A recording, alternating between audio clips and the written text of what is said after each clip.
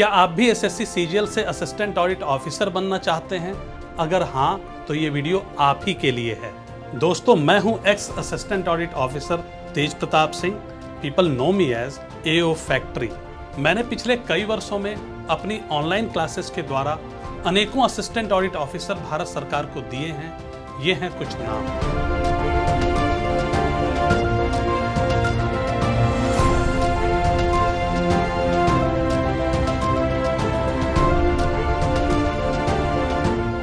अगला नंबर आपका भी हो सकता है, तो इंतजार किस बात का। आज ही मेरे ऑनलाइन क्लास से जुड़ने के लिए दिए गए लिंक पे क्लिक करें या स्क्रीन पे दिए हुए नंबर पे कॉल करें।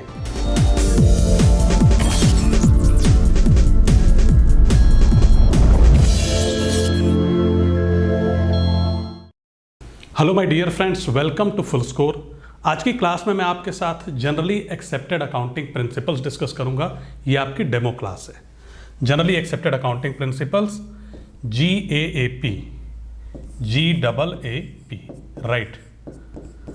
ये बेसिकली अकाउंटिंग प्रिंसिपल्स और कन्वेंशंस हैं, ठीक है। उसके बारे में बात करेंगे अभी, लेकिन बता दूं इस क्लास में मैं कवर क्या क्या करने वाला हूं। तो सारे अकाउंटिंग प्रिंसिपल्स आपके साथ कवर करूंगा और उसके बाद पिछले 3 सालों में 2016, 17 और 2018 में एसएससी सीजीएल में जो अकाउंट्स और फाइनेंस का पेपर था, इससे जितने भी क्वेश्चंस पूछे गए उनको भी आपके साथ में डिस्कस करने वाला हूं। तो आइए चलिए दोस्तों स्टार्ट करते हैं और देखते हैं इसको।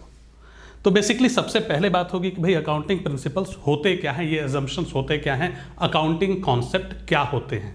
तो आपको बता दूं दोस्तों कि बेसिकली जो व्यापार है हमारी मतलब इस पृथ्वी पे दुनिया में बहुत लंबे टाइम से हो रहा है। ये आज की बात नहीं है, हड़प्पा मोहनजोदड़ो के टाइम से ही आप देखते हैं कि देवर मर्चेंट कम्युनिटी, है ना, व्यापारी वर्ग थे वो, ठीक है। मतलब व्यापार उस टाइम से हो रहा है या उससे पहले से हो रहा है और पूरे विश्व में व्यापार होता रहा है। अब व्यापार जब होता है, बिजनेस होता है, तो उसका कारण क्या है बिजनेस करने का? सिर्फ एक कारण है, दैट इज प्रॉफिट मेकिंग। आप चाहते हो कुछ लाभ कमाना, कुछ प्रॉफिट कमाना, इसीलिए व्यापार करते हो। अब पता कैसे चलेगा कि यार बिजनेस में प्रॉफिट हुआ या लॉस हुआ?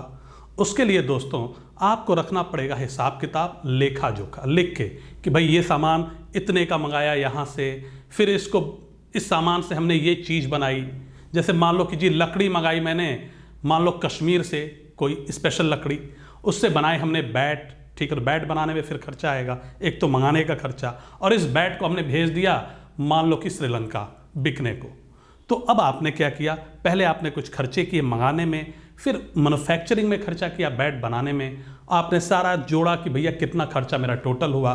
उसके बाद आपने बैट जब बन गया तो उसको भिजवाया आपने श्रीलंका। फिर अब ये जो जाएगा सामान तो इसका ट्रांसपोर्टेशन का खर्चा और तमाम जो खर्चे हैं वो आप सारा जोड़ेंगे। उसके हिसाब से आप बैट की फिर कॉस्ट निकालेंगे, उस पर अपना प्रॉफिट रखेंगे और उसको आगे आप बेच देते हैं। ये होगा एक पूरा बिजनेस। इसी तरह लंबे टाइम से, मतलब हम देखें कि जब से भी बिजनेस शुरू हुआ हो दुनिया में, यही पूरा प्रोसेस रहा होगा।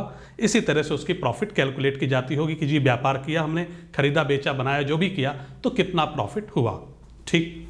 इतनी बात आप समझ गए। अब इसका हिसाब किताब रखना बहुत जरूरी है। मतलब मैं ये कह सकता हूँ कि हड़प्पा और मोहनजोदड़ो के टाइम में भी व्यापार का हिसाब किताब रखा जाता होगा, चाहे उसको आप पेपर पे लिख के रखो, चाहे आप बेल पत्रों पे लिख के रखो, चाहे पत्थरों पे लिख के रखो, आपको रखना पड़ेगा। तो अकाउंटेंसी की शुरुआत वहीं से हो जाती है, जैसे ही बिजनेस में प्रॉफिट फाइंडिंग का काम आप शुरू करते हैं पेपर पे, मतलब लिख के, ठीक है। ये बात हो गई। चलिए, मतलब बहुत बहुत पुराने टाइम से अकाउंटेंसी है इस दुनिया में। अब दुनिया के अलग अलग हिस्से में अलग अलग तरीके से अकाउंटेंसी की गई होगी, है ना। ग्रीस में कुछ अलग तरीके से आप देखेंगे, यूरोप में कुछ अलग तरीके से। लेकिन जब दुनिया इवॉल्व होनी शुरू हुई, एक ग्लोबलाइजेशन का टाइम आया, आप कहिए लंदन ने, मतलब ब्रिटेन ने जब पूरे वर्ल्ड पे कब्जा किया, गया एम्पायर बनाया, ट्रेड शुरू किए, तो वो जब तमाम चीज़ें एक सिंक्रोनाइज होने लगी तो वह ये कि यार अब जो एक्सपर्ट्स थे अकाउंट्स के, उन्होंने कहा कि अब हमें जो अलग अलग तरीके की जो तरीके हैं अकाउंटिंग करने के, उनके जो अलग अलग सिद्धांत अलग अलग हिस्से में विश्व के फॉलो किए जाते हैं, उनको एक जगह लिख के इनमें से जो हमारे काम के हैं, आज भी प्रासंगिक हैं, साइंटिफिक हैं, उनको हम बना देते हैं accounting principles, accounting assumptions, accounting concept. तो उन्होंने बना दिया जी, ठीक है। मतलब ये कोई फुल प्रूफ चीज़ नहीं है कि ऐसा क्यों है कैसे है, ये लंबे टाइम से होती आई थी और इसे पाया गया कि ये बड़ी ही काम की चीज़ें हैं, तो इनको उन्होंने अकाउंटिंग प्रिंसिपल्स का नाम दे दिया। आइए चलिए पढ़ते हैं पहला अकाउंटिंग प्रिंसिपल, और जिसका नाम होगा अकाउंटिंग एंटिटी अजम्पशन। इसका दोस्तों दो और नाम हैं, उन दोनों नामों को भी लिख लेना बहुत जरूरी है, अगर एग्जाम में आपसे पूछ लेता है तो प्रॉब्लम हो सकती है। तो दूसरा नाम क्या है साहब? दूसरा नाम है एंटिटी अजम्पशन। एंटिटी अजम्पशन, ठीक। एक हो गया अकाउंटिंग एंटिटी अजम्पशन, दूसरा नाम इसी को बोल देते हैं एंटिटी अजम्पशन। कभी कभी आपको पेपर में लिखा मिल जाएगा entity concept, so never get confused. Okay दोस्तों, ये बात हो गई एंटिटी अजम्पशन। एक और नाम लिखिए, बिजनेस एंटिटी अजम्पशन। क्या लिखा आपने साहब? Business entity assumption.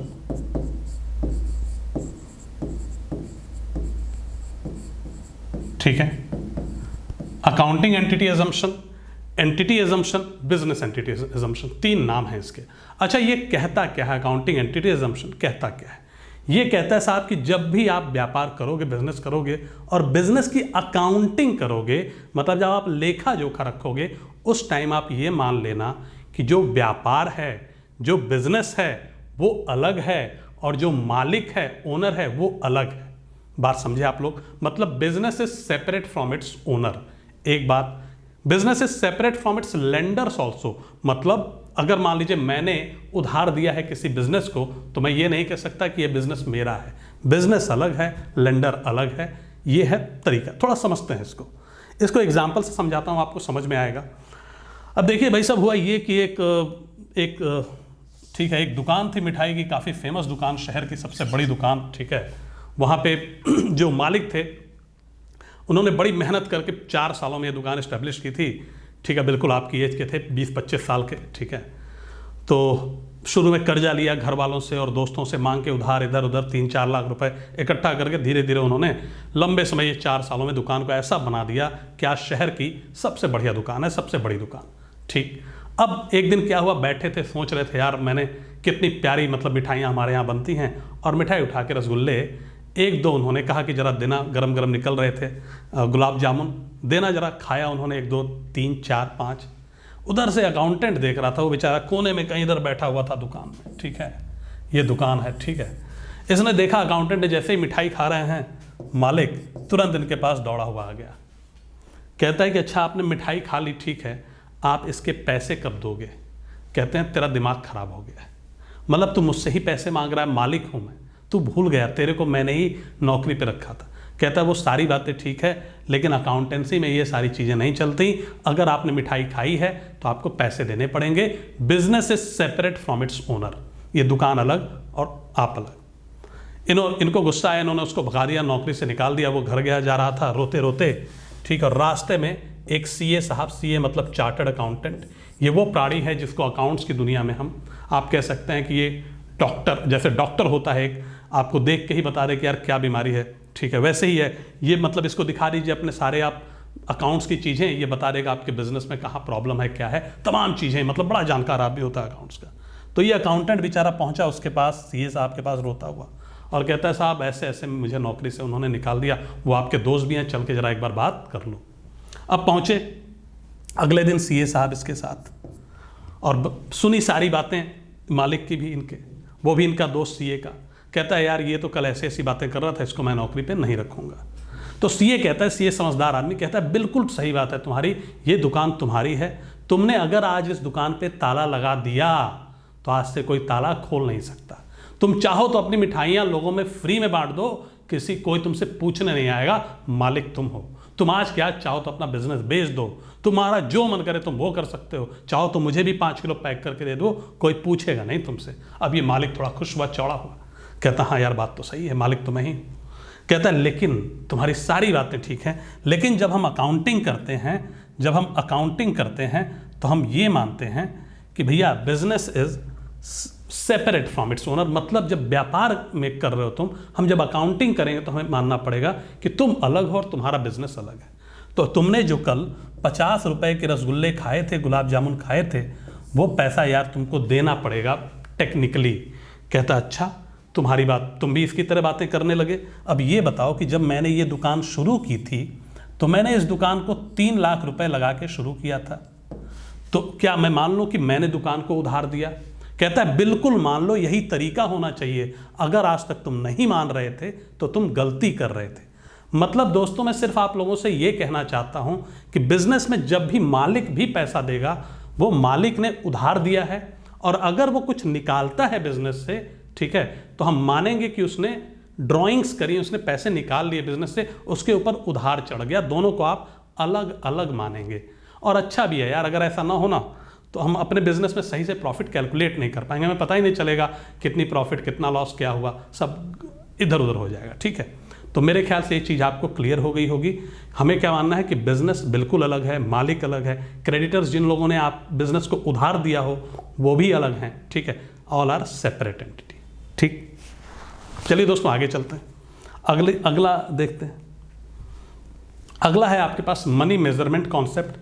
दोस्तों ये सीधा सीधा क्लियरली ये कहता है कि बिजनेस में वही चीज़ आप अकाउंटिंग में लिखेंगे, जब आप अकाउंट्स मेंटेन करेंगे, सिर्फ वही चीज़ लिखेंगे जिसको आप मनी में मेज़र कर सकते हैं। कहता है साहब मनी में मेज़र करने का क्या मतलब है?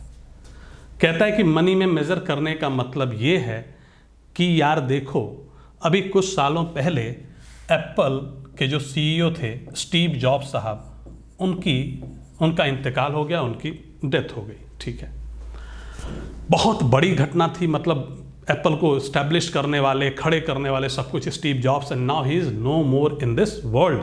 तो यार ये कंपनी के लिए बहुत बड़ा सेटबैक है, उसके शेयर्स के प्राइसेस स्टॉक मार्केट में गिरने लगेंगे, लोगों को अब पहले जैसा एप्पल उन्हें फ़ोन मिल पाएगा कि नहीं उस पर भी भरोसा नहीं रहेगा। तो तमाम चीज़ें हुई मार्केट में। ठीक है, बहुत बड़ा न्यूज़ है। ठीक है, लेकिन दोस्तों इस बात को, स्टीव जॉब्स साहब की डेथ को आप जब अकाउंट्स मेंटेन करेंगे तो इसको कहीं भी नहीं मेंशन करेंगे। लेकिन अगर मान लीजिए एप्पल के स्टोर से 2 एप्पल फ़ोन मिसिंग हो जाएं, ठीक है, किसी भी कारण से, या डैमेज हो जाएं, वहीं बनाते वक्त वो डैमेज हो गए या मिसिंग हो गए, तो इस चीज़ को तुरंत आपको अकाउंट्स में लिख लेना है कि 2 फ़ोन कितने के, 2 लाख रुपए के, इनको आप मेज़र कर सकते हो। मान लो 2 लाख रुपए का सामान साहब मिसिंग है, फ़ोन, इसको तुरंत अकाउंट्स पे लिख लो। चलिए एक दूसरा एग्जांपल देता हूं दोस्तों। मान लीजिए कि एक कंपनी है, उसके जो सेल्स हेड हैं, सेल्स, और एक मार्केटिंग का हेड, दोनों की आपस में ठनी हुई, एकदम बनती ही नहीं इनकी। इससे क्या होगा, बिजनेस सफ़र करेगा, कंपनी का बिजनेस की ऐसी तैसी हो जाएगी। ठीक है, लेकिन इस बात को आप कहीं भी नहीं लिख सकते। ठीक है, लेकिन अगर उसी कंपनी में 200 रुपए की चोरी हो जाए, या 200 रुपए का सामान उनका गायब हो जाए, कोई गबन कर ले, उन्हीं का एम्प्लॉय लेके भाग जाए, तो ये छोटी सी चीज़ है, लेकिन चूंकि इसको हमने मनी में मेज़र कर दिया तो इसको हम अकाउंटेंसी में लिख लेंगे। बात क्लियर है? चलिए आगे चलते हैं। तो भाई ये हमारा अगला है going concern concept. Going concern concept जैसा कि अपने नाम से ही है, बताता है कि भैया हम गोइंग हैं। गोइंग का मतलब लंबे टाइम तक जो बिजनेस है ये मान के आप करो कि वो चलता रहेगा। गोइंग कंसर्न एजम्पशन बोलते हैं, गोइंग कंसर्न कॉन्सेप्ट बोलते हैं इसको। आप ये मान के चलो कि बिजनेस बहुत लंबे टाइम तक चलने वाला है। आप कहोगे साहब बिजनेस बहुत लंबे टाइम तक चलेगा, कितने लंबे टाइम तक? अब ये देखिए, ये डिपेंड करता है। ठीक है, लेकिन सर इसका रेलेवेंस क्या है? सर ये मतलब कैसे बिजनेस में हेल्प करता होगा? अब ये सोचो कि आज आपने कोचिंग इंस्टीट्यूट में पहुंचे एडमिशन कराने, ठीक है, वो कहे साहब 3 महीने की जो फीस है वो 15,000 रुपये है, आप जमा कर दो। आप क्या करते हो, जमा करते हो, रसीद लेते हो, चले आते हो। लेकिन अगर आप ये मान लो कि यार हो सकता है ये कल कोचिंग रहे ही ना, तो क्या आप पैसे दोगे? नहीं दोगे, है ना? तो मतलब आप मानते हो कि यार ये बिजनेस अभी एग्जिस्ट करेगा। ऐसे ही लोन लेने जब कोई व्यापारी जा रहा है बैंक के पास, दिखाता है साहब ये देखिए इतना हमको प्रॉफिट है, इतनी बढ़िया हमारा काम चल रहा है, अब हम एक्सपेंड करना चाहते हैं, हमारी एक दुकान दिल्ली में, अब हम लखनऊ, हैदराबाद, गाजियाबाद, गुड़गांव, हर जगह ब्रांच खोलना चाहते हैं, हमारा देखिए बिजनेस बहुत बढ़िया है। वो कहता है बिल्कुल साहब ये लो लोन। लेकिन अगर बैंक वाला ये मान ले कि यार हो सकता है यार परसों ये बिजनेस ही ना करे, ये बंद कर दे, तो लोन देगा? नहीं देगा। ठीक है, तो ये है साहब गोइंग कंसर्न कॉन्सेप्ट का इंपॉर्टेंस। इसी की वजह से पूरा बिजनेस जो व्यापार हो रहा है दुनिया में एग्जिस्ट करता है। बड़ा ही इंपॉर्टेंट अजम्पशन। ठीक है, एक बड़ी प्यारी लाइन है, आपको मजा आ जाएगा, जरा पढ़िए मेरे साथ। There is neither the intention nor the necessity to wind up the business in the foreseeable future. साहब क्या है ये? नाइदर द इंटेंशन, ना ही हमारी कोई मंशा है, मंशा समझते हो आप लोग, इच्छा, ना ही कोई मजबूरी है कि हम बिजनेस को क्या कर दें, वाइंड अप कर दें, बंद कर दें। ठीक है, ना ही कोई मजबूरी है, ना ही मंशा है, और इसी पे देखिए पूरा बिजनेस एग्जिस्ट करता है। ठीक, चलते हैं दोस्तों आगे। अब ये हम पढ़ेंगे cost concept, historical cost concept. Historical cost concept start करने से पहले एक चीज आपको बताना चाहूंगा कि संपत्तियां, व्यापार में संपत्तियां यानी कि असेट्स, क्या बोला मैंने? असेट्स दो तरीके के होते हैं। कौन कौन से होते हैं साहब? एक होता है करंट असेट, नोट कर लेना आप लोग, करंट असेट। ये सर करंट असेट क्या है? ये चल संपत्ति है। और एक होता है साहब फिक्स्ड असेट। सर ये फिक्स्ड असेट, ठीक है साहब। ये चल संपत्ति क्या होती है? चल, जो चल सके, ठीक है बताता हूं अभी। चल संपत्ति, और यह है अचल, जो ना चल सके। ठीक है, समझना ध्यान से, जरा सुनना मेरी बात। करंट असेट वो है जो एक साल में चेंज हो जाएगा, ठीक है, लेकिन फिक्स्ड असेट ये 3, 4, 5, 10 साल तक आपके पास रहेगी। सर जरा समझाइए कैसे, क्या मतलब है इसका? भाई साहब आपने एक मोटरसाइकिल खरीदी, वो फिक्स्ड असेट है।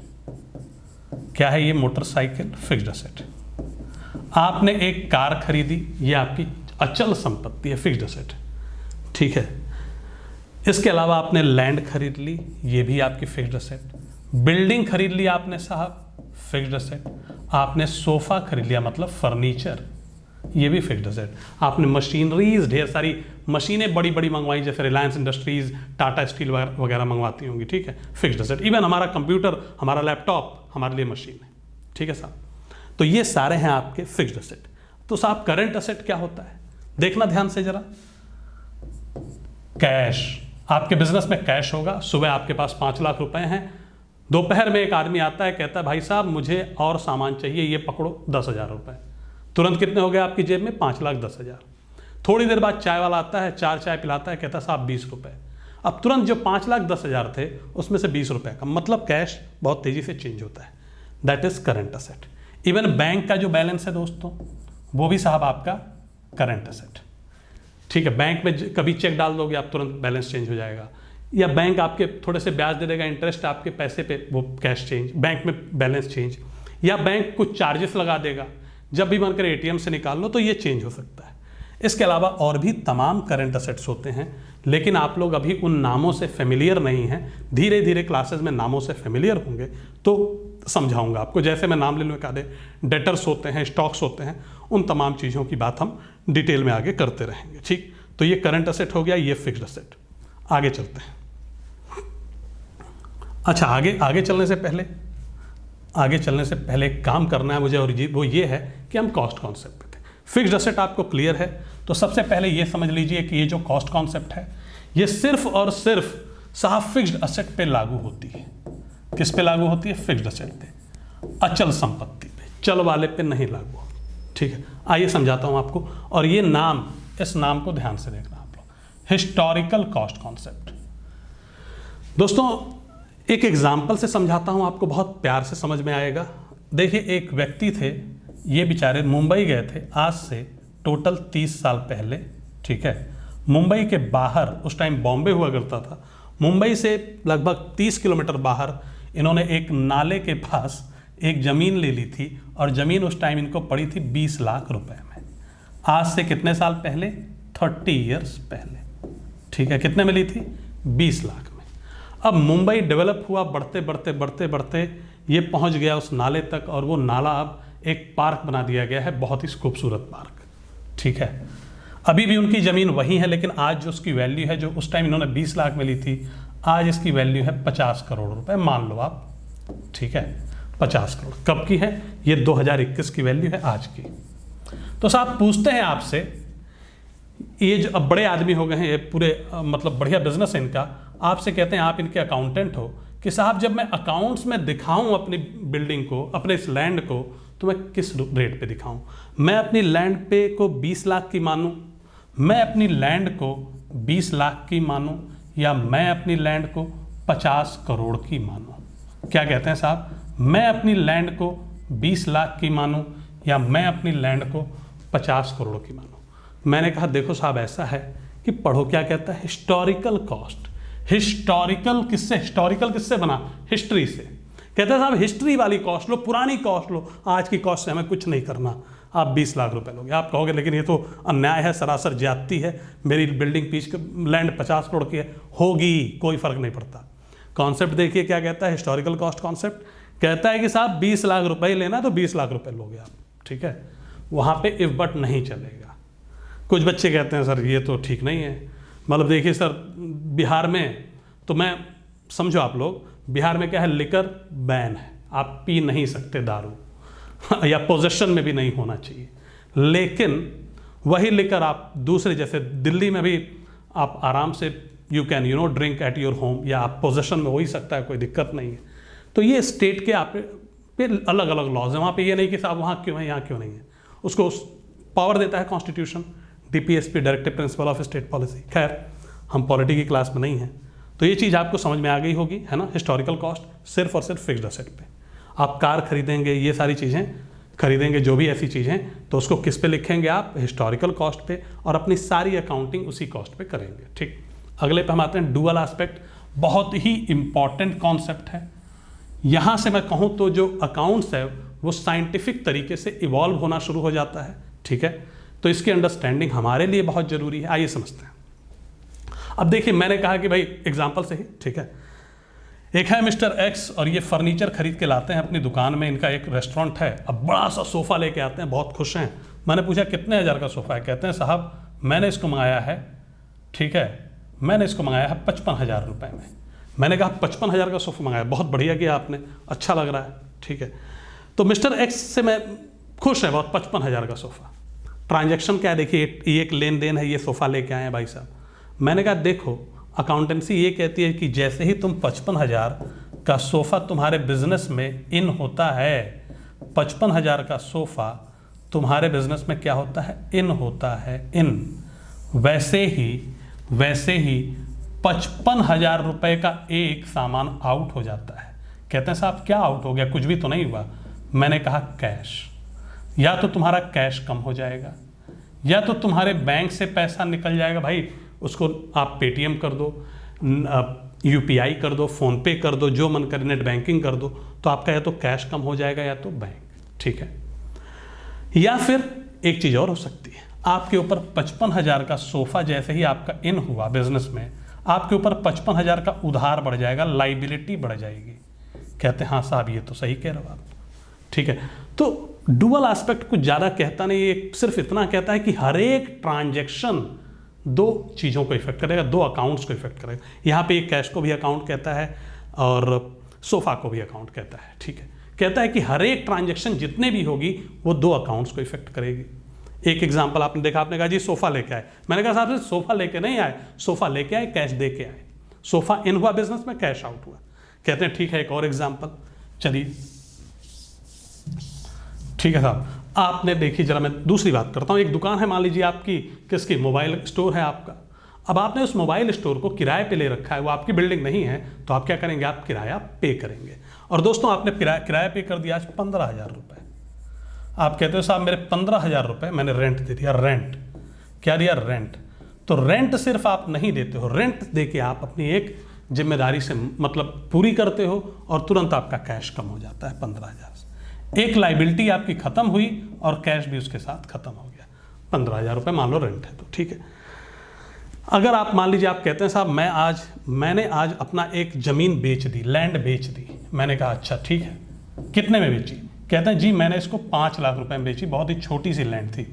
ठीक है, बहुत बढ़िया, 5 लाख में बेच दी। जैसे ही आप 5 लाख में लैंड बेचते हो आपके पास कैश 5 लाख बढ़ जाता है। मतलब जितनी भी ट्रांजैक्शंस होंगी दोस्तों वो दो खाते को इफेक्ट करेंगी। एक खाता लैंड, एक खाता मतलब दो चीज़ों को आप समझो बस। अभी खातों वातों के चक्कर मत पड़ो आप लोग, ठीक है। यही है डुअल एस्पेक्ट कॉन्सेप्ट।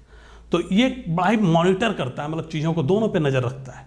इससे हमारे अकाउंट्स में गलतियों के चांसेस बड़े कम हो जाते हैं, ठीक। तो हम हमेशा डुअल एस्पेक्ट ही फॉलो करते हैं अकाउंट्स में और कोई एस्पेक्ट फॉलो नहीं करते। आइए देखते हैं, जरा पढ़ देता हूं एक बार। Dual aspect principle is the basis for double entry system, ये आगे आप पढ़ेंगे। यही सेम चीज़ है, इसी को थोड़ा सा और इलेबरेट करूंगा मैं। ऑल बिजनेस ट्रांजेक्शंस, जितने भी व्यापारिक लेन देन हैं रिकॉर्डेड इन अकाउंट्स, उसको जब आप अकाउंट्स में लिखते हो, हैव टू एस्पेक्ट्स, वो दो एस्पेक्ट्स रखते हैं।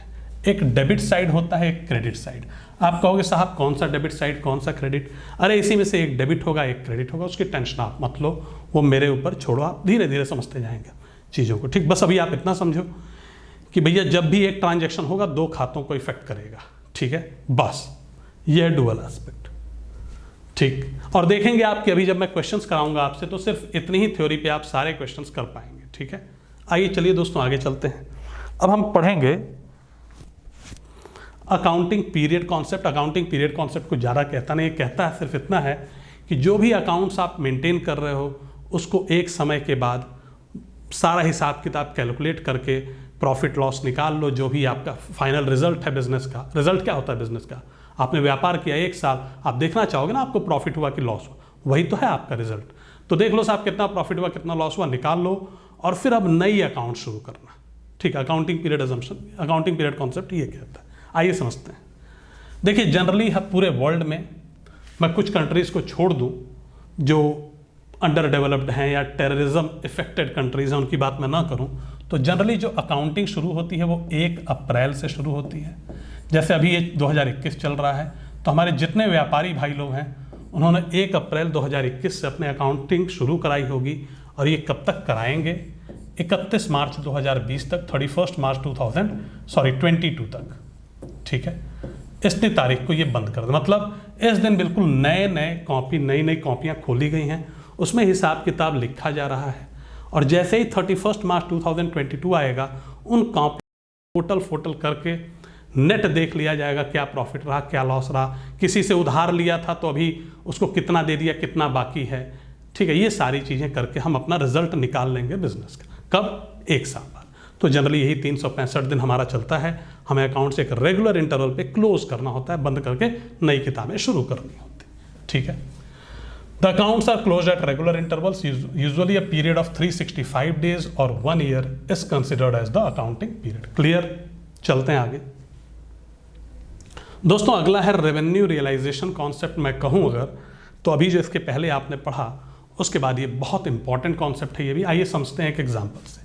अब एक कंपनी है ABC लिमिटेड और दूसरी कंपनी है XYZ लिमिटेड। ठीक है साहब, एक कंपनी का नाम ABC लिमिटेड और दूसरी का नाम XYZ लिमिटेड। मैं ABC की जगह टाटा स्टील भी लिख सकता था, आप टाटा स्टील समझना और इसको मारुति सुजुकी समझना, क्योंकि टाटा स्टील क्या करती है? टाटा स्टील आयरन प्रोड्यूस करती है, मैन्युफैक्चर करती है, प्रोसेस करती है, जो भी आयरन के काम में है ना। और XYZ लिमिटेड को मारुति सुजुकी समझना, वो क्या करेगी? उसको आयरन चाहिए। तो XYZ लिमिटेड ने ऑर्डर दिया ABC लिमिटेड को, मतलब ऑर्डर प्लेस किया, कहा कि साहब हमें आयरन भिजवा दो, कि हमें साहब 500 करोड़ रुपए का आयरन चाहिए।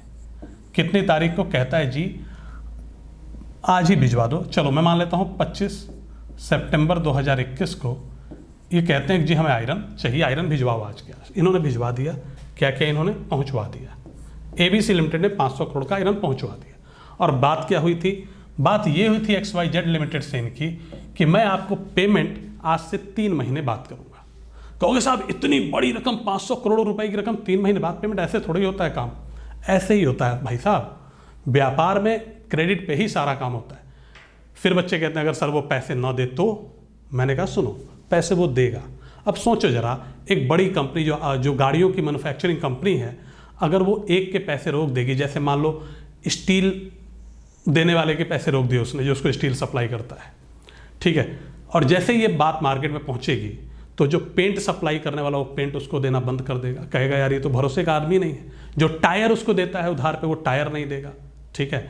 जो लोन जिन बैंकों ने उसको दिया, वो सोचेंगे यार इसने तो अपने क्रेडिटर का पैसा नहीं दिया, हमारा पैसा क्या देगा ये, तो सारे पीछे पड़ जाएंगे उसके, तो उसका पूरा व्यापार चौपट हो जाएगा। और न्यूज़पेपर में बड़ी बड़ी हेडिंग्स आएंगी कि फलाना फलाना कंपनी ने ये काम कर दिया, ठीक है, उसके प्रोडक्ट्स लोग नहीं खरीदेंगे। तो सारा कुछ तो ट्रस्ट का ही खेल है बिजनेस में, ठीक है। देख लो, एक आधे केसेस हो जाते हैं, आप जानते हो, एक आधे लोग अभी लंदन में बैठे आराम फरमा रहे हैं, ठीक है, लंबा घोटाला करने के बाद। तो खैर उनकी बात अभी नहीं करते हैं, जनरली जो होता है हम उसकी बात कर रहे हैं। अब देखिए हुआ ये कि जी मैं आपको 20 दिसंबर 2021 को पैसे दे दूंगा। कब मनी कब मिलेगा, पेमेंट कब होगी, ये पेमेंट डेट है साहब, ठीक है, लिख लेना आप लोग। ये एग्जाम्पल्स आपको ऐसे याद रखवाएंगे कि आपको रिवाइज करने की जरूरत नहीं पड़ेगी और पूरे अकाउंट्स में ही चलेगा, रिवीजन की जरूरत आपको नहीं पड़ेगी। ठीक है दोस्तों, आइए चलिए आगे बढ़ते हैं। तो ये इतनी बातें हो गई, ABC limited, XYZ limited 500 crore. अब दिक्कत ये है यार कि सामान पहुंचाया गया है, बेचा गया है 25 सितंबर को और पेमेंट आएगी 20 दिसंबर को। तो भाई ABC लिमिटेड आपसे कहता है साहब मैं इसको अपनी इनकम कब की मानूं? क्या कहता है, मैं अपनी इनकम कब की मानूं? जिस दिन मैंने सामान बेचा, किस दिन बेचा, 25 सितंबर को, तब की मानूं, या पेमेंट डेट जो है 20 दिसंबर को, तब की मान लो। आप कहते हो साहब यार बहुत कंफ्यूजन है, तुम्हें तो तभी मानना चाहिए जब तुमको पैसे आए हैं, क्योंकि पैसे आए तभी तो इनकम हुई, है ना, यही होना चाहिए टेक्निकली। लेकिन अकाउंटेंसी ऐसा नहीं कहती। क्या कहती है, जरा ध्यान से आप लोग लिखना शुरू करिए। राइट, रेवेन्यू लिखिए, revenue is realised, revenue is realised on the date, लिखिए जरा ध्यान से, प्यार से आप लोग लिखिए एकदम, date on which, revenue is realised on the date on which business is entitled, business is entitled to receive the money। ठीक है साहब, revenue is realised on the date, revenue आप उस तारीख को रियलाइज मानेंगे जिस दिन बिजनेस अधिकारी हो गया, अधिकृत हो गया पैसा रिसीव करने को। सर कब हुआ? भाई जिस दिन सामान बेच दिया उसी दिन ABC लिमिटेड अधिकृत हो गया पैसा लेने को। ये तो आपसदारी की बात है, ये तो प्यार मोहब्बत की बात है कि उसने टाइम दे दिया उसको 3 महीने का। ठीक है, ये बिजनेस के टर्म्स ऐसे होते हैं, 3 महीने का टाइम, 2 महीने का टाइम चलता है, इसलिए दे दिया। अदरवाइज अगर हम कानून की नज़र में बात करें तो जैसे ही इसने सामान बेचा उसी टाइम उसी दिन ये अधिकृत हो गया पैसे लेने को।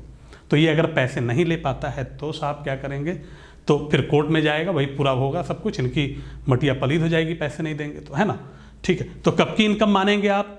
जब ये एंटाइटल्ड हो गया। ये लाइन आपने लिख ली, ये आपकी पूरी मदद करेगी। तो आप कहेंगे साहब ये जो हमारी इनकम है, हमारी जो इनकम है ABC लिमिटेड की, ये जिस दिन सामान बिका है उसी दिन की।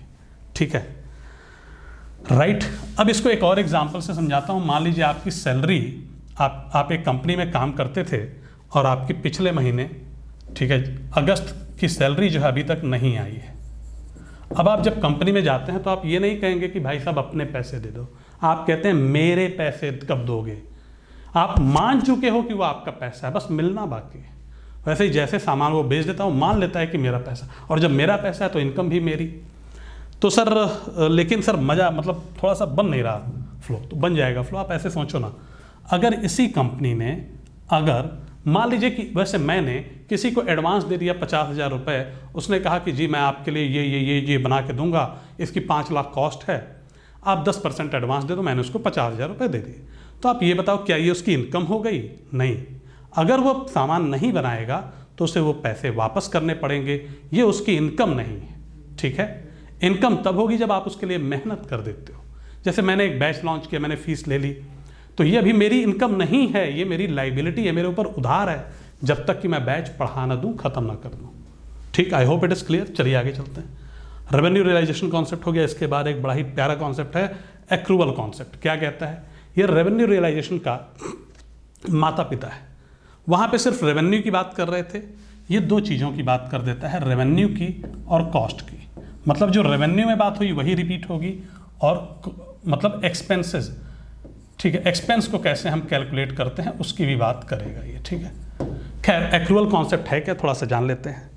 देखिए अकाउंटिंग सिस्टम में 2 तरीके के कॉन्सेप्ट फॉलो होते हैं, एक कैश कॉन्सेप्ट और एक एक्रूवल कॉन्सेप्ट। ये जो कैश कॉन्सेप्ट है दोस्तों, जितने भी सरकारी संस्थान हैं भारत के, गवर्नमेंट ऑफ इंडिया की जितनी भी बॉडीज़ हैं वो सभी कैश बेसिस पे अकाउंटिंग करती हैं, ठीक है। मतलब उन्हें जब कैश मिल जाता है तब उसको अपना इनकम मान लेती हैं, और जब कैश चला जाता है तो एक्सपेंस। उनका बड़ा ही सिंपल सा है, लेकिन कुछ साल में वो भी एक्रूवल पे आने वाली है।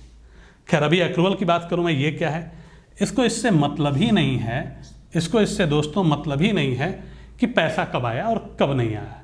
ये देखता है, अभी जो पीछे मैंने लिखवाया था, अगर मैं आपको बैक ले चलूँ तो ये वाली लाइन, ओके मैंने क्लियर कर दिया था, चलिए कोई बात। जो लाइन मैंने लिखवाई थी आपको कि income is recognised, business recognises its income on the date on which it is entitled to receive it, जब वो अधिकारी हो जाए रिसीव करने का, ठीक है। सेम चीज है एक्सपेंस के साथ। एक्सपेंस कब रिकॉग्नाइज करेगा, पहले लिख लो आप, फिर मैं आपको समझाता हूं। Business recognises its expense on the date on which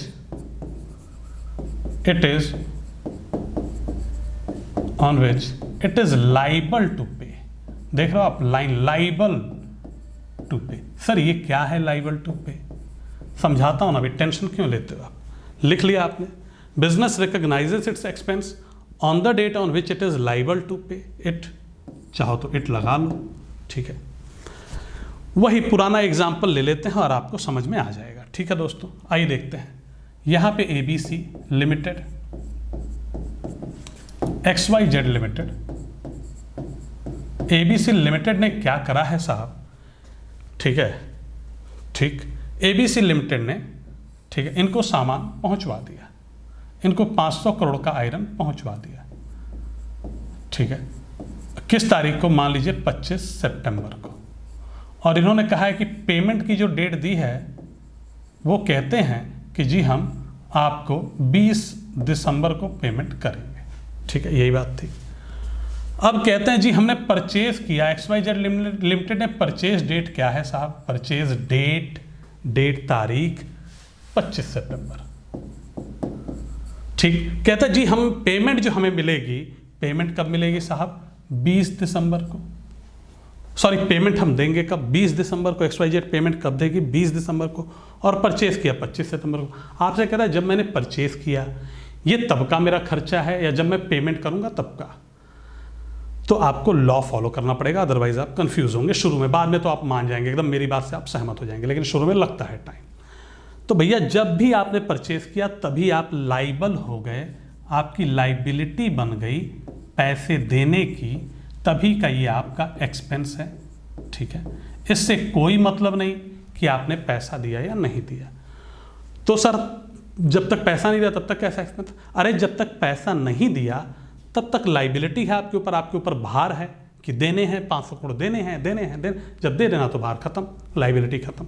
लेकिन एक्सपेंस उसी डेट की है जिस डेट में आप लीगली लाइबल हो गए पैसे पे करने के लिए, ठीक है। क्लियर, ये चीज आप ध्यान रखना, एकदम चीजें क्लियर रहेंगे, ठीक है। आइए आगे चलते हैं दोस्तों। इसके बाद है verifiable and objective evidence concept. किसी काम का ज़्यादा नहीं है, ये सीधा सा ये कहता है, ठीक है, कि बिजनेस में जो भी ट्रांजैक्शंस आप रिकॉर्ड करते हो उनका सबूत आपके पास होना। जैसे मैं कहूँ जी इस बार मैंने ना, मतलब मैं आऊँ आपके सामने और कहूँ जी मैंने इस बार इतने करोड़ों का सामान बेच दिया। मतलब एक कंपनी है मोबाइल की, इंडिया में आती है और कहती है जी मैंने 500 करोड़ रुपए की मोबाइल बेच दी इस साल। कैसे मान ले भाई, कैसे मान लें, ठीक है, कैसे मानोगे फिर आप कहोगे सबूत है, वो कहेगा हाँ जी साहब ये सारे बिल लेके आओ, बिल किसको बेचे, कहाँ बेचे, क्या किए, सारे बिल मंगाओगे आप, समझ रहे हो, वो जो बिल हैं वो सबूत होते हैं। तो दोस्तों वो सबूत आपको देना पड़ेगा, ठीक है। सबूत, जैसे एक मान लीजिए आप खड़े हैं कहीं मॉल पे, आप नौकरी करते थे, मैनेजर थे आप उस मॉल में, आपका बिहेवियर बहुत बढ़िया, सारे लोग जानते थे आपको, ठीक है। अब आपने नौकरी छोड़ दी है या करते हैं जो भी, आपके एक दिन अब शादी फिक्स हो गई, घर वाले मतलब लड़की वाले आते हैं और आपने बता रखा है ये मॉल जो दिख रहा है मेरा है, ठीक है, और आपने गार्ड वार्ड सबको सेट भी कर दिया, भाई यार आने वाले हैं जरा सा। अब जब जैसे ही आप पहुंचते हो सब सर नमस्ते नमस्ते नमस्ते साहब, सलाम साहब, ठीक है, एकदम पूरी आपकी इज्जत है, पूरे मॉल में लोग देखते हैं और कहते हैं मॉल इन्हीं का है। लेकिन उसमें एक समझदार आदमी होता है, ठीक है, जो लड़की वाले की तरफ से आता है और कहता है कि भाई साहब एक काम करो यार, वाकई माल तो आप ही का है, उसमें हमें कोई दो राय नहीं, लेकिन एक काम करो आप हमें प्रॉपर्टी के पेपर्स दिखा दो। क्या दिखा दो? हमें प्रॉपर्टी के पेपर्स दिखा दो। बस भाई साहब ये जो प्रॉपर्टी का पेपर है ना, वो जिसके पास होगा, जिस पे उसका नाम लिखा होगा, वही मालिक है, और सब तो फर्जी बातें हैं। ठीक है, तो मॉल किसका हुआ? जिसके पेपर्स हैं। यही है एविडेंस। ठीक है, वेरीफाइबल एंड ऑब्जेक्टिव एविडेंस आपके पास होने चाहिए। जितने भी ट्रांजैक्शंस आप अकाउंट्स में लिखते हो, ये खरीदा, ये बेचा, इतनी सैलरी दी, सबका सबूत रखो कि दी तो बैंक स्टेटमेंट दिखाओ। समझ रहे हो? ये सारी चीज़ें आपको रखनी पड़ती हैं। चलिए आगे चलते हैं दोस्तों। अब ये जो हम कन्वेंशंस पढ़ने जा रहे हैं, इसमें से एक आधे कन्वेंशन बड़े इंपॉर्टेंट हैं, उसके बाद मैं आपको तमाम क्वेश्चंस कराने वाला हूं, तो तैयार हो जाइए आप लोग। ठीक है, मैटरनिटी कन्वेंशन दोस्तों पहला ये क्या कहता है? ये कहता है कि साहब जब आप अपना अकाउंटिंग मेंटेन कर रहे हो तो जितनी भी गैर जरूरी इंफॉर्मेशंस हों उन सबको छोड़ देना, या तो छोड़ देना या क्लब करके लिख देना, क्लब कर देना। ठीक है, राइट। और जितनी जरूरी इंफॉर्मेशंस हों वो जरूर लिखना। मटेरियल इंफॉर्मेशंस आप लिख लेना, और जो इमैटेरियल हों या तो उनको छोड़ देना या क्लब करके लिख देना। मैंने कहा छोड़ भी सकते हैं, फिर ना छोड़ नहीं सकते, क्लब करके लिखेंगे, छोड़ने वाला काम नहीं करेंगे। ठीक है, ये ध्यान रखना आप लोग। पर कन्वेंशन क्या कहता है मैंने वो आपको बता दिया दोस्तों। इसके बाद हम हैं कंसिस्टेंसी कन्वेंशन पे। कंसिस्टेंसी कन्वेंशन ये कहता है कि देखिए, अच्छा एक चीज़ आप लोग जानते हो कि एक ही रास्ते पे जाने के, एक जगह से दूसरी जगह पे जाने के कई रास्ते हो सकते हैं। जैसे आपने कहा जी साहब मैं दिल्ली से मैं पटना जाऊंगा, मैं हैदराबाद जाऊंगा, ठीक है, तो कई रूट हो सकते हैं, ट्रेन के भी कई रूट होते हैं ना। उसी तरह जब आप अकाउंटिंग मेंटेन करते हो तो अकाउंट्स में भी आपको कई तरीके की चीज़ें मिलती हैं जिसको आप फॉलो करके निकाल सकते हो चीज़ें। ठीक है, जैसे डेप्रिसिएशन के केस में हम देखेंगे, अभी बात नहीं कर रहा उसके में। तो बस ये कहता है एक बार आपने जो रूल्स फॉलो किए उसी को आगे भी फॉलो करते रहना, साल दर साल, उसको चेंज मत करना। अच्छा सर हमने रूल चेंज कर दिए तो दिक्कत क्या हुई? भाई साहब रूल चेंज कर दोगे ना, देखो आपने कोई रूल फॉलो किए, ठीक है, फॉलो किया, कुछ खर्चे वर्चे निकालने के लिए उस रूल को आपने फॉलो किया, खर्चा जो भी आया आपने कम किया, खर्चे को इनकम में से घटाओगे प्रॉफिट निकल के आएगी, आपने प्रॉफिट कैलकुलेट किया। अगली बार जब आप रूल चेंज कर दोगे तो उतना ही खर्चा जितना पिछले साल था इस साल के हिसाब से कुछ और आ जाएगा, रूल चेंज कर दिया आपने। अब जब खर्चा की वैल्यू कुछ और आ गई, अब क्या होगा कि भाई साहब आपकी प्रॉफिट भी कुछ और आने लगेगी, तो कंपेयर नहीं कर पाएंगे हम साल दर साल की प्रॉफिट। चलिए एक एग्जांपल से समझाता हूं मैं इसको, ठीक है, आपको एकदम क्लियर होगा। आइए देखते हैं। तो भाई साहब ये है कि मान लीजिए, अच्छा देखिए जो पुरानी मशीनें होती हैं, जैसे कार है आपके पास, ठीक है, मशीन है ये, है ना, या मान लीजिए आपके पास बिल्डिंग्स हैं, ठीक है, तो ये पुरानी जब होती जाती है इनकी वैल्यू कम होती जाती। जैसे आपने एक मशीन आज खरीदी है 50 लाख रुपए की, ठीक है, अब अगली साल हो सकता है आप बेचने जाओ 40 लाख की बिके या 45 लाख की बिके, तो इसकी वैल्यू कम होगी, है ना, साल दर साल कम होती। हम अकाउंटेंसी में क्या करते हैं, इसकी वैल्यू को हर साल कम करते हैं, एक नाम से डेप्रिसिएशन नाम हम लिख देते हैं, जो भी वैल्यू कम होगी उसको इसी नाम से कम कर देंगे, ठीक है। तो हमने मान लीजिए अगली साल 5 लाख कम कर दी इसकी वैल्यू, फिर हमने क्या किया, हमने कहा हर साल 5-5 लाख कम करेंगे इसकी वैल्यू। ये एस्टिमेट ही होता है, मतलब कम तो हो ही रही है, हम एकदम एग्जैक्ट तो नहीं निकाल सकते, एक हम एस्टिमेटेड उसकी जो डिक्रीज है वो निकाल लेते हैं। ये मान लीजिए ये है 2019 की, फिर आपने 2020 में क्या किया साहब, आपने डेप्रिसिएशन जो था वो 5 लाख फिर लगा दिया, हर साल 5 लाख लगाते हो आप। लेकिन 2021 में आपने क्या किया, डेप्रिसिएशन आपने 8 लाख रुपए लगा दिए, कोई दूसरा तरीका फॉलो कर दिया। अब देखिए ये जो चेंज करेंगे आपको पता है वैल्यू तो उसकी कम हो रही है, कितनी हो रही है आप एग्जैक्ट नहीं बता सकते, लेकिन आपने कहा था पहले कि हम साल दर साल सेम वैल्यू कम करेंगे, 5-5 लाख रुपए कम करें। जैसे ही आप 8 लाख करते हो तो आपने 3 लाख एक्स्ट्रा वैल्यू कम कर दी, है ना। तो ये आपके अकाउंटेंसी को बिगाड़ देता है, उसको फिर कंपेयर करना पिछले साल से मुश्किल हो जाता है। ये दोनों सालों के कंपेयर हो जाएंगे, लेकिन लास्ट ईयर वाला जो अकाउंट्स होगा वो कंपेयर नहीं कर सकते आप, ठीक है। पढ़ेंगे डिटेल में, ठीक है, समझेंगे, इस पर और बात करेंगे। तो ये है आपका बेसिकली कंसिस्टेंसी कन्वेंशन। ये कहता है कि अगर हमें फॉलो करोगे तो आपके अकाउंट्स को आप कंपेयर कर पाओगे। ठीक है, अब आपके पास अगला है कंजर्वेटिज्म। मैं कहूँ तो ये एक बहुत इंपॉर्टेंट कन्वेंशन है। Conservatism convention, prudence convention, prudence principle, ठीक है, जो इसके नाम है। आइए देखते हैं ये कहता है कि, कहता क्या है पहले वो नहीं समझते हैं, पहले देखते हैं एक एग्जाम्पल। ठीक है, आप पहुंचे एक मोबाइल की शॉप में, मोबाइल की शॉप बंद हो रही थी, रात के 9 बज चुके थे। आपने तुरंत दुकानदार का हाथ पकड़ा। दुकानदार ने देखा, अरे साहब ये तो हमारे एक्साइज इंस्पेक्टर साहब आ गए। आपने कहा बता दुकान में अभी तेरे कितने रुपए का माल है। कहता रुको साहब बता रहा हूँ। गया दुकान, उसने शटर उठाई, सारे मोबाइल्स गिने। ठीक है, सारे मोबाइल्स गिने। कहा साहब मेरे पास अभी 10 मोबाइल हैं और मैं सिर्फ एप्पल की मोबाइल बेचता हूँ। ठीक है, तो 10 मोबाइल हैं मेरे पास, इनको मैं बेचता हूँ 1.2 लाख में, तो मेरे पास साहब 12 लाख का माल है। ठीक है, ठीक है साहब, आप कहते हो ठीक है, लेकिन वो भी समझदार आदमी है। कहता है लेकिन साहब रुक जाओ। अरे साहब मैंने इनको खरीदा था 80,000 रुपये में, हर एक मोबाइल मुझे जो पड़ती है वो 80,000 की पड़ती है, तो उस हिसाब से ये 8 लाख का मोबाइल है। अरे यार ये तो मामला गड़बड़ हो गया। मतलब जो अगर मैं बेचूं इसको, सेलिंग प्राइस जो है, या मैं कहूं नेट रियलाइजेबल वैल्यू भी कहते हैं दोस्तों इसको हम, NRV, नेट रियलाइजेबल वैल्यू, और कॉस्ट प्राइस ये है CP। कहता है साहब तो मैं आपको वैल्यू कौन सी बताऊं, क्या है मेरे कॉस्ट, मेरे स्टॉक की वैल्यू। स्टॉक बोलते हैं इसको, स्टॉक मतलब माल। आप अमेजोन पे कुछ बुक करते हैं, अगर माल नहीं, अमेजोन कहता है वो ओनली 1 लेफ्ट इन स्टॉक, या आउट ऑफ स्टॉक। स्टॉक मतलब जो माल जिसमें आप खरीदारी करते हो, खरीदते बेचते हो जो चीज़ आप। अब कहता है साहब माल किस हिसाब से बताऊंगा, बहुत बड़ी दिक्कत। यहाँ पे हमारी मदद करता है conservatism convention, prudence concept.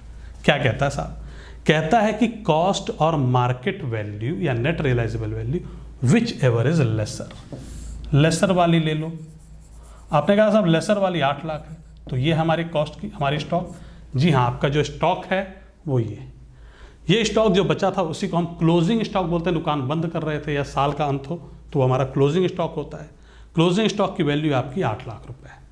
Cost और market value whichever is lower. ठीक, चलिए एक दूसरा एग्जाम्पल लेता हूँ दोस्तों। ठीक है, अब क्या होता है कि सेम एग्जाम्पल, पहुँचते हैं एक्साइज इंस्पेक्टर साहब दूसरी दुकान में, पूछते हैं तेरी दुकान का क्या हाल चाल है, बता कितने के स्टॉक हैं तेरे पास, क्लोजिंग स्टॉक, लास्ट में माल कितने का बचा है। ये गिनता है मोबाइलें, बताता है साहब 10 मोबाइल हैं, हर मोबाइल मैंने 8,000 रुपये में ख़रीदी थी, 80,000 की मेरे पास मोबाइल है। ये सर हर मोबाइल में 8,000 में बेचता हूँ, 80,000 रुपये मेरे मोबाइल की कॉस्ट है। तो ये क्या है, मेरी नेट रियलाइजेबल वैल्यू है या मार्केट वैल्यू है। कहते हैं बहुत बढ़िया, ये तेरी नेट रियलाइजेबल वैल्यू, ठीक। लेकिन अगर मैं देखूं मैंने खरीदा कितने में था, तो सर ये मोबाइलें ये 10 मोबाइल मैंने हर एक मोबाइल 12,000 रुपये में ख़रीदा था और मेरे को ये 1.2 लाख की पड़ी थी। कहते यार तू फिर सस्ते में क्यों बेच रहा है। कहा साहब कार्बन की मोबाइल खरीदी थी, अब कोई पूछता ही नहीं, कार्बन को सस्ते में बेचना पड़ता है। अब आप बताओ मेरी स्टॉक कितने की है। तो भाई फिर से वही कंजर्वेटिज्म कन्वेंशन कहता है कॉस्ट और market value whichever is laser. ठीक है, 80,000। ठीक है, याद रखना आप लोग।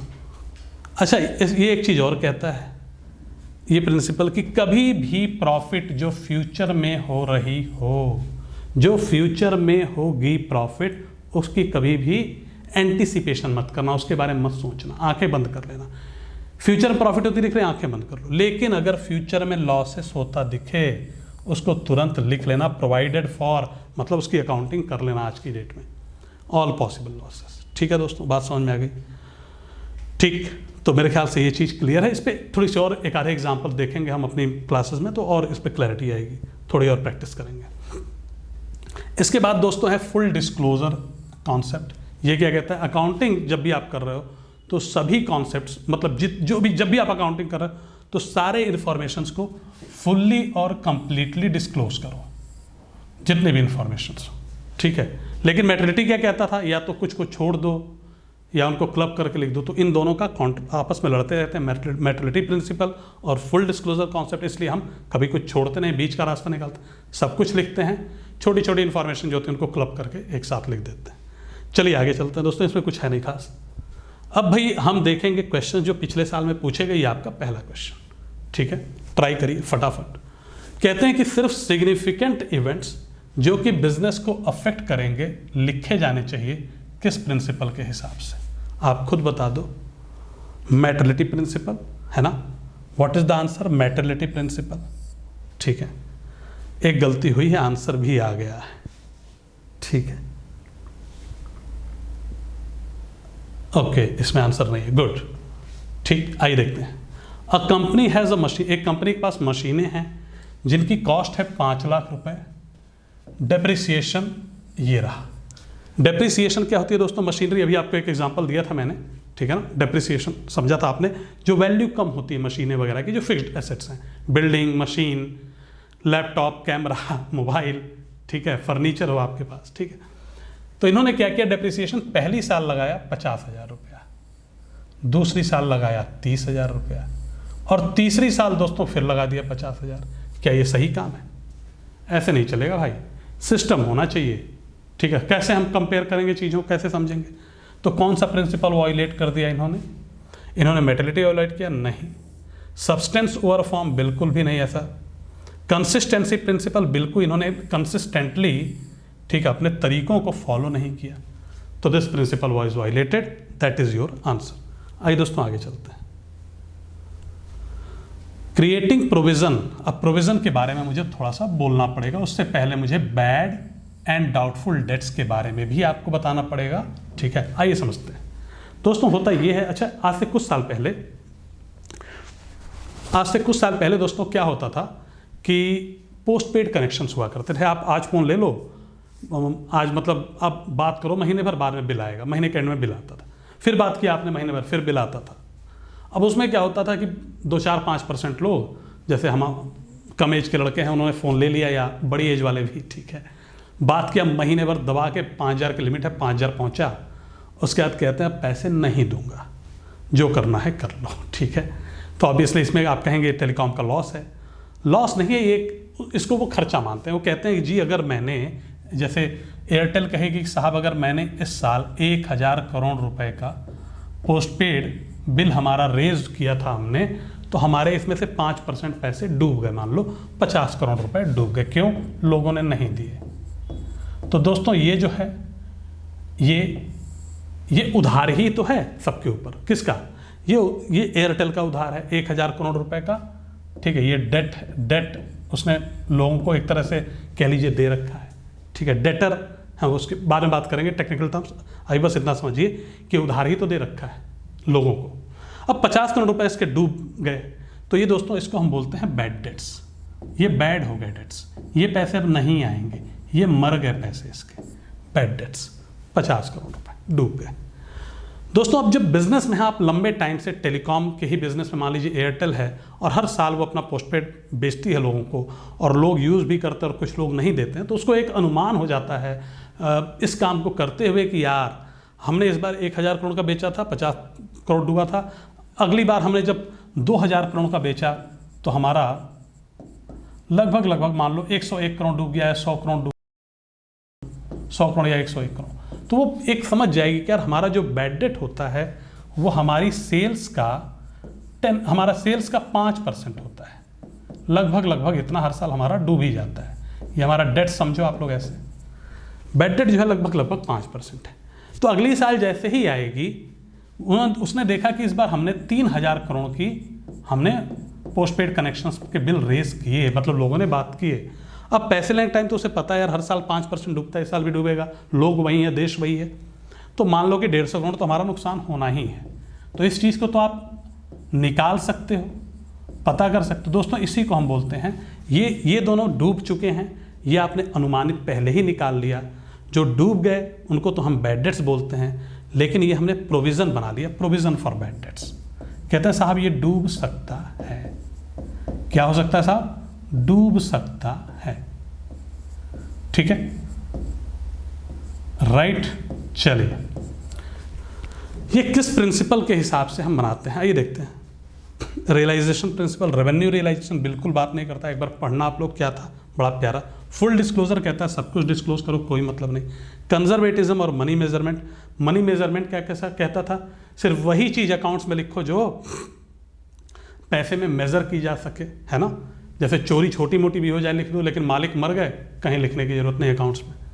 कंजर्वेटिज्म प्रिंसिपल क्या कहता था, कहता था कि भविष्य में होने वाली प्रॉफिट को तुम ध्यान मत देना, लेकिन भविष्य में होने वाले लॉसेस को पहले ही लिख लेना।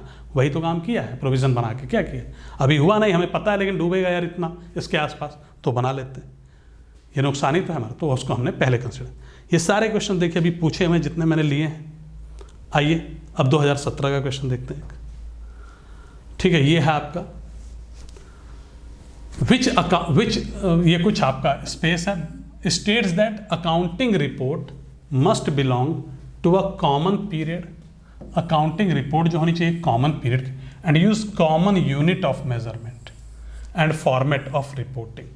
मतलब सब कुछ आप साल दर साल जो फॉलो कर रहे हो, पीरियड हमेशा सेम रखो। ये नहीं कि इस बार 3 महीने पे आपने प्रॉफिट निकाल लिया, अगले साल आपने 8 महीने पे निकाला, तो कंपेयर कैसे करेंगे, इसलिए वो पीरियड सेम रखो। हम पीरियड 365 दिन का रखते हैं, एक साल आपको बताया था 1 अप्रैल से 31 मार्च तक, वही रखो आप, ठीक है।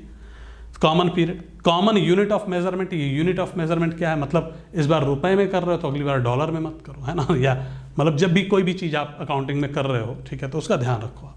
और फॉर्मेट आपका हमेशा साल दर साल सेम हो, ठीक है। तो ये कौन कहता है आपसे, मेरे ख्याल से। और ये देखिए यहाँ पे आप देखेंगे ऑप्शन से आपको खोजने में थोड़ी सी दिक्कत हो सकती है, क्योंकि आपने ऐसा पढ़ा नहीं, लेकिन रेलेवेंस से इसका कोई मतलब नहीं। कंपेरेबिलिटी अभी देखते हैं, रिलायबिलिटी से इसका कोई मतलब नहीं, अंडरस्टैंडेबिलिटी से कोई मतलब नहीं, ये कंपेरेबिलिटी का ही तो पूरा खेल है। आप कंपेयर कैसे करोगे अगर आप अलग अलग चीज़ें फॉलो कर लोगे हर साल में, पीरियड कभी छोटा ले लिया कभी बड़ा ले लिया, कभी 3 साल में प्रॉफिट निकालो कभी 3 महीने में, तो कंपेयर नहीं हो पाएगा ना। It is all about comparability, ठीक है। आइए दोस्तों अगला देखते हैं, ये 2017 के थे, ये भी है। Which of the following accounting concept eliminate कर देता है personal biasness and helps in achieving results that are comparable. Compare किया जा सके रिजल्ट। देखिए क्वेश्चन की लैंग्वेज टफ की है, लेकिन कीवर्ड्स पकड़ो आप, कंपेयर की बात कर रहा है। अकाउंटिंग पीरियड, डुअल एस्पेक्ट तो ये कहता है साहब आपने एक कोई भी काम किया उसमें 2 अकाउंट्स इफेक्ट होंगे। कॉस्ट हिस्टोरिकल कॉस्ट, अगर आपने कोई भी फिक्स्ड एसेट जब खरीदी थी उसी कॉस्ट पे लिखो, आज की कॉस्ट पे मत लिखो, आज इसका क्या रेट मार्केट में उस पे मत जाओ। कंसिस्टेंसी और अकाउंटिंग पीरियड इनकी बात आती है, ठीक है। तो कंसिस्टेंसी जो है साहब आपकी ये कहती है कि आपको अपने रिजल्ट्स कंपेरेबल बनाने हैं, तो ऑब्वियसली आपको कंसिस्टेंटली सेम तरीके से ही अकाउंटिंग साल दर साल करनी पड़ेगी। So this is your correct answer, ठीक। आइए आगे चलो, अब 2018 पे आ चुके हैं। On account of dash convention the inventory is valued at cost और market price whichever is less. ये मैंने आपको खुद बताया था, कंजर्वेटिज्म कॉन्वेंशन कॉन्सेप्ट या प्रूडेंस। अब आप ये सोच सकते हो कि सर आपको तो ये क्वेश्चन था तो इसलिए आपने पढ़ा ना, वो कन्वेंशन ही बहुत इंपॉर्टेंट है। और ये लाइन आपको हर जगह, कोई भी किताब आप खोलेंगे, चाहे आप दिल्ली यूनिवर्सिटी बीकॉम ऑनर्स की खोलें, ठीक है, ऑब्वियसली फर्स्ट ईयर की, चाहे आप 11th की खोलें, आपको ये लाइन लिख के मिलेगी वहाँ पे, बड़ी इंपॉर्टेंट लाइन्स हैं, ठीक। आइए आगे चलते हैं दोस्तों, ठीक। ये आपका अगला है, according to dash concept of accounting the life of the business is divided into appropriate segments. Life क्या करते हैं बिजनेस का, एक साल में डिवाइड करते थे, एक साल पे अकाउंटिंग करते हैं ना। For studying the results shown by the business after each segment. अच्छा, ये स्टडिंग द रिजल्ट का मतलब क्या, रिजल्ट क्या होता है बिजनेस का? बिजनेस का रिजल्ट साहब है बिजनेस में प्रॉफिट हुआ कि लॉस हुआ। बच्चा एग्जाम देगा तो आप देखेंगे पास हुआ कि फेल हुआ, व्यापार कर रहे हैं तो बेटा प्रॉफिट कितना हुआ, ठीक है। अकॉर्डिंग टू दैट कॉन्सेप्ट, ठीक है, बिजनेस को आप एक पीरियड में डिवाइड कर देते हैं।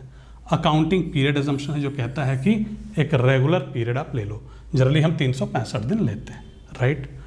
I hope it is clear, ठीक। चलते हैं आगे दोस्तों, right. And this is the question, the next question, आइए देखते हैं इसको। The concept of accounting presumes that an enterprise will continue in operation long enough. बहुत लंबे टाइम तक एक एंटरप्राइज बिजनेस में रहेगा। इसके आगे पढ़ने की जरूरत नहीं, अगर आप लोगों ने ध्यान से क्लास देखी है तो आप आंसर बता सकते हो, पढ़ोगे तो और ज़्यादा कन्फ्यूजन होगी। ठीक है, जैसे कहा बिजनेस लंबे समय तक रहे, ठीक है, तो आप समझ जाओ सेपरेट एंटिटी क्या कहता है कि बिजनेस और मालिक अलग अलग एंटिटी हैं। ठीक है, मनी मेजरमेंट कहता है कि चीज़ों मतलब उन्हीं को लिखो आप अकाउंट्स में जिनको आप मनी में मेजर कर सकते हो। कॉस्ट कॉन्सेप्ट क्या कहता है कि साहब जब भी फिक्स्ड एसेट को आप बिजनेस में वैल्यू लिख रहे हो, वैल्यू कर रहे हो, तो हिस्टोरिकल कॉस्ट पे लिखो, ना कि प्रेजेंट। और गोइंग कंसर्न कहता है बिजनेस बहुत लंबे टाइम तक चलेगा। तो ये है आपका आंसर, इसमें सोचना ही नहीं है आपको, बस 2 लाइन शुरू की आपको आंसर बता देंगे। ठीक है, right. So this was a class my dear friend, जिसमें आपने देखा हमने जनरली एक्सेप्टेड अकाउंटिंग प्रिंसिपल समझने की कोशिश की और हमने देखा कि हमसे क्या क्या चीज़ें पूछी गई एग्जाम में, है ना, उस तरह के क्वेश्चंस कैसे आ सकते हैं, कैसे फ्रेम होते हैं।